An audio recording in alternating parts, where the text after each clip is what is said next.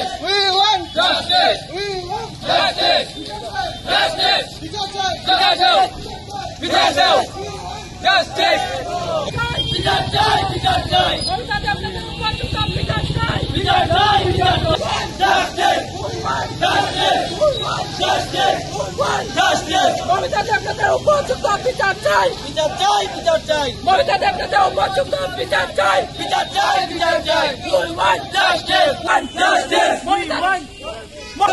আমরা চাই যে মেয়েরা সুরক্ষিত হইতে আর মেয়েদের জন্য কোনো প্রোটেকশন বেরোতো যে যাতে মেয়েরা খুব সুন্দরভাবে মাস্টারের বাড়ি হোক, কোচিং সেন্টার হোক, কলেজ, স্কুল, মেডিকেল কলেজ সব জায়গায় যাতে সুন্দর মতন যেতে পারে, তার জন্য আমাদের মেয়েদের সুরক্ষিত হওয়াটা বিশেষ দরকার।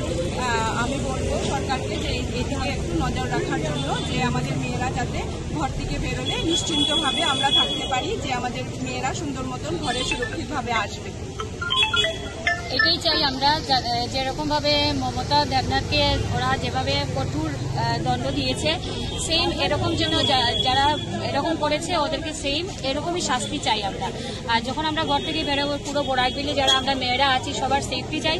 সরকারের কাছে এটাই অনুরোধ যে আমরা যাতে ঘর থেকে যাতে বেরোই সুস্থভাবে যাতে আমরা ঘরে আসতে পারি। 9 আগস্ট RG কর মেডিকেল কলেজের যে নৃশংস হত্যাকাণ্ড হয়েছে তার প্রতিবাদে আমরা আজ রাঙ্গিখাড়ি থেকে শিলচর গান্ধীবাগ পর্যন্ত ভিডিও অ্যান্ড ফটোগ্রাফি অ্যাসোসিয়েশন তরফ থেকে এক প্রতিবাদী মিছিল বের করেছি। সেই প্রতিবাদী মিছিলের সঙ্গে আমাদের পার্লার অ্যাসোসিয়েশনও যুক্ত হয়েছে এবং এই যে নৃশংস হত্যাকাণ্ড তার ধিক্কার জানাই আমরা। উপযুক্ত দোষীদের কঠোর শাস্তির প্রতিবাদে আমরা আজ এই মিছিল বের করেছি। আমরা আজকে ভিডিও অ্যান্ড ফটোগ্রাফার অ্যাসোসিয়েশন থেকে র্যালিটা করলাম। আজকে যে এই কয়েকদিন আগে যে RG করের যে ইনসিডেন্টটা হয়েছে তার জন্য আমরা প্রতিবাদ জানাই।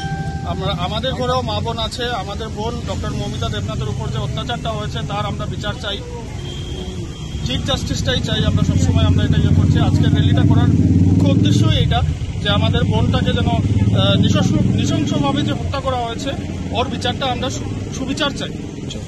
না, ওনাদের উপর তো আমাদের ভরসা একদম চলে গেছে, কারণ ওনারা এখন ধান্দাবাজির কাজ করছেন। তো সেই জন্য আমরা সবাই ভাই বোন সব মা বোনেরা সবাই আমরা পথে নেমেছি, কারণ আমরা সুবিচার পাচ্ছি না। সেই সুবিচারের জন্যই আজকে আমরা এই পথে নামাটা।